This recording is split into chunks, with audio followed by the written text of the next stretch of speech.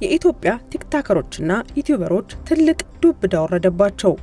የዘንድሮው በጣም የከፋና እጅጉን የባሰ ነው የተባለበት ምክንያት ደግሞ የማህበራዊ ሚዲያ መድረኮች በአመት ከ2 ሚሊዮን ብር በላይ ገቢ የሚያገኙ የዲጂታል ይዘት ፈጣሪዎችን ወይንም ኮንተንት ክሬተሮችን እንቅስቃሴያቸው በንግድ ስራነት ተቆጥሮ ግብር እንዲከፍሉ የሚያደርግ ህግ መውጣቱ በአሁኑ ሰዓት በርካቶችን እያነጋገረ ይገኛል። ለአርቲስት ሰለሞን የተሰጠው ቤትና መኪና በርካታ ጥያቄዎችንና ቅሬታዎችን ይዞ መጥቷል። ቅሬታው ምንድነው? ሁለቱንም መረጃዎች ቀጥለን እናስደምጣችኋለን።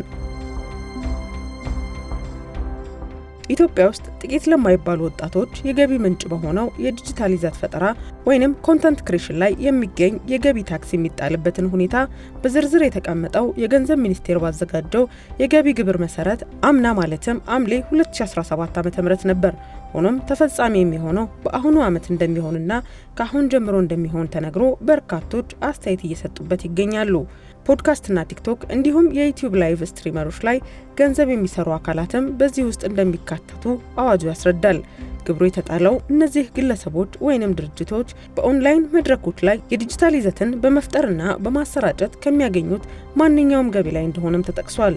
ይህ ገቢ በጥሬ ገንዘብ ወይንም በአይነት የሚገኝ ማለትም የቲክቶክ ጊፍቶችንም ሊሆን እንደሚችል መረጃዎቹ እያመላከቱ ይገኛሉ። ማስታወቂያዎችና ስፖንሰርሺፕ እንዲሁም የገንዘብ ስጦታዎችና የብዙሃን ገንዘብ ማሰባሰብ ግብር ከሚከፈልባቸው የገቢ ምንጮች መካከል እንደሆኑም ተጠቅሰዋል። ይዘት ፈጣሪዎች በማስታወቂያ እንቅስቃሴ ምትክ ከሚያገኟቸው ዕቃዎች ወይንም አገልግሎቶች እንዲሁም ከሚፈጽሟቸው የምርት ስም ስምምነቶችና ድጋፎች ግብር እንዲከፍሉ መደረጉ በርካቶችን እያነጋገረ ይገኛል።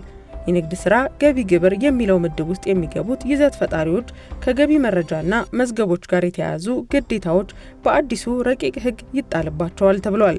ይዘት ፈጣሪዎቹ ከአገር ውስጥም ሆነ ከውጭ ምንጮች በአይነትም ሆነ በጥሬ ገንዘብ ያገኟቸውን ገቢዎች በተመለከተ ትክክለኛና የተሟላ የሂሳብ መዝገብ መያዝ ይኖርባቸዋል።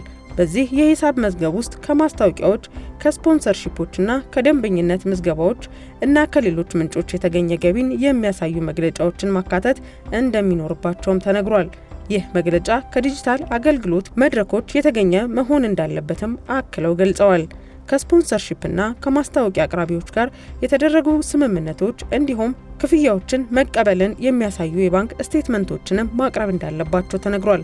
በጥሬ ገንዘብ ክፍያ ምትክ የተገኙ ዕቃዎች ወይንም የላይቭ ጊፍቶች ግምታዊ የገበያ ዋጋቸውን በመመዝገብ በመያዝ ማቅረብ እንዳለባቸውም ነው እየተነገረ የሚገኘው። ነገር ግን ከዚህ ጋር በተገናኘ በርካታ አስተያየቶችም እየተሰነዘሩ ይገኛሉ። ምክንያቱ ደግሞ በቲክቶክ ገንዘብ ከሚያስገኙ መንገዶች መካከል የላይቭ ስትሪም ጊፍቶች አንደኛው ናቸው። ማለትም አንድ ሰው በቀጥታ ስርጭት ውስጥ የተለያየ ተግባሮችን በማድረግ ሰዎችን እያዝናና በስጦታ መልክ የተቀመጡትን ለምሳሌ እንደ አበባ፣ አንበሳ፣ ልብ ስቲከሮች ወደ ገንዘብ ተቀይሮ ነበር ለይዘት ፈጣሪዎቹ ገንዘብን የሚያመጣው። ይህም ማለት ይዘት ፈጣሪዎቹ ስጦታ ተቀበሉ እንጂ እንደ ማስታወቂያ ወይንም እንደ ተለያዩ ስራዎች ገንዘብ ማግኛ መንገድ አይደለም ሲሉ አንዳንዶች አስተያየታቸውን ሰጥተዋል። አንድ ሰው ከፈለገ ገንዘብ ይሰጣል፣ ካልፈለገ ደግሞ አይሰጥም። እንዴት ከስጦታ ግብር ይከፈላል የሚሉ አስተያየቶች ተበራክተው ከማህበራዊ ሚዲያው ላይ እየታዩ ይገኛሉ። ብሩክ ኒውስ በሚል ስም ቲክቶክ ላይ መረጃዎችን አሳጥሮ በማቅረብ የሚታወቀው ቲክቶከር ይህ እርምጃ ሲጠብቀው የነበረ እንደሆነ ትላንት ከቢቢሲ ጋር በነበረው ቃለ መጠይቅ ላይ ተናግሯል። ብሩክ የግብር አከፋፈል የተቀመጠው የ2 ሚሊዮን ብር ላይ መሆኑ በጣም አነስተኛ እንደሆነ የሰጠው አስተያየት በርካቶችን እያነጋገረም ይገኛል።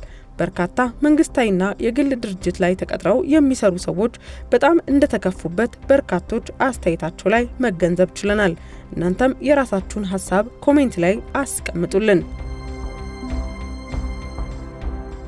ኢትዮጵያ ሀገሬ ሞኝነሽ ተላላ የሞተልሽ ቀርቶ የገደለሽ በላ አሉ አርቲስቶች እየተባለ በርካታ ጊዜ ይነገራል።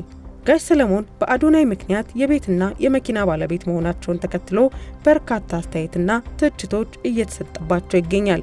አስተያየቶቹ በእኛ ሀገር በርካታ አርቲስቶች ቤትና መኪና የላቸውም። ሊያውም ከጋሽ ሰለሞን በላይ ለሀገር ብዙ ውለታ የዋሉ በርካታ ስራዎችን የሰሩ ባለሙያዎች እያሉ እሳቸው በዚህ ያክል መሞገታቸው ልክ ነው ወይ የሚሉ አንዳንድ አስተያየት ሰጪዎችን እየተመለከትን እንገኛለን። እነ ሙሉዓለም ታደሰ፣ እነ ችሮታው ከልካይ፣ እነ ፋንቱ ማንዶዬ፣ እነ ቴዎድሮስ ተስፋይና ተስፋዬ ገብረሃና ሌሎችም በርካታ ተዋናዮች ባሉበት ጋሽ ሰለሞንን ብቻ በዚህ መልክ ማጉላት ልክ ነው ወይ የሚሉ ጥያቄዎች እየተበራከቱ መጥተዋል። ጋሽ ሰለሞን የሰሩት ስራ በርካቶቹ ፊልም ላይ ያመዝናሉ። በርካቶቹ አርቲስቶች ደግሞ በቲያትር ስራዎች ላይ የሚከፈላቸው እጅግ አነስተኛ ገንዘብ እንደሆነ የአደባባይ ሚስጥር ነው። እንደውም አንድ ጊዜ አርቲስት ሀረገወይን አሰፋ ቲያትር ቤት የሚከፈለን ገንዘብ ከትራንስፖርት አልፎ የሴት ወጪያችንንም አይሸፍንም ብላ አንድ ኢንተርቪው ላይ ተናግራ ነበረ። ታዲያ አንጋፋ ባለሙያዎችን አስቀምጠን እርሳቸው ላይ ብቻ ማነጣጠር ተገቢ አይደለም የሚሉትን አንዳንድ አስተያየት ሰጪዎች እየተነጋገሩበት ይገኛሉ። ለምሳሌ ፋንቱ ማንዶዬን ብንወስድ ረጅም ዓመቱን በአዲስ አበባ ማዘጋጃ ቤት ተብሎ በሚታወቀው ረጅም ጊዜውን በሙሉ በቲያትርና በሙዚቃ ህዝቡን ሲያዝናና የነበረ ሰው ነው። ሊያውም በርካታ ቲያትሮችን በመሪ ተዋናይነት በመጫወት እንዲሁም ሙሉዓለም ታደሰን ብንመለከት ከቲያትርና ከፊልም ስራዎቿ ባሻገር በማስታወቂያ ስራዎቿ የራሷ የሆነ ትልቅ አሻራን ማስቀመጥ የቻለች አንጋፋ አርቲስት ነች። እንዲህ እያሉ ቢዘረዝሩ በርካቶችን ማውጣት ይቻላል።